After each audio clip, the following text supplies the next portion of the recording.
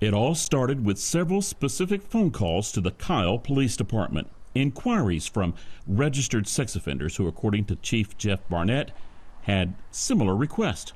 They would often ask what our residency ordinance contained.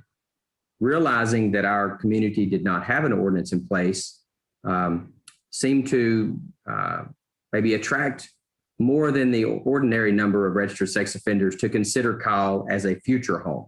The chief told me the callers made it clear why Kyle was a prime spot. They were telling our officer, well, I called this city and they have an ordinance. I called this other city and they have an ordinance. And I called the other city and they have an ordinance.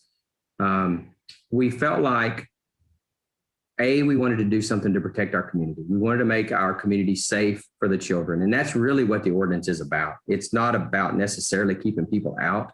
It is more about providing safe areas for our children to gather and play and enjoy the public parks and such. The Child Safety Zone ordinance puts a 1,000-foot buffer around those places of play, as well as schools and libraries. It also prohibits registered sex offenders from making frequent visits to places inside those zones. Participating in Halloween, wherever they end up living, is not permitted.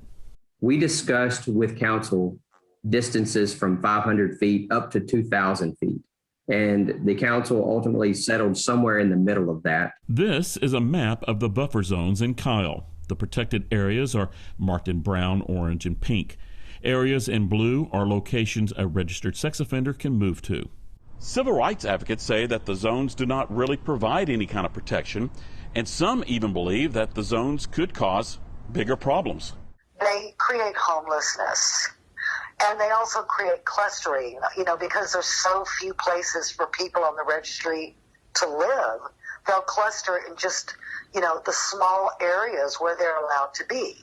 And then again, you have people complaining because there's too many people with sex offenses living in that area.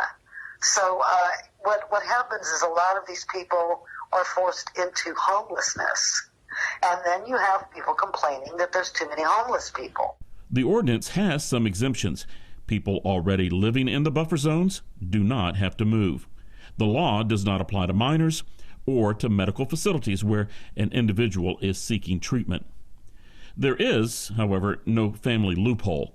For example, a sex offender cannot move in with parents if they live inside a buffer zone.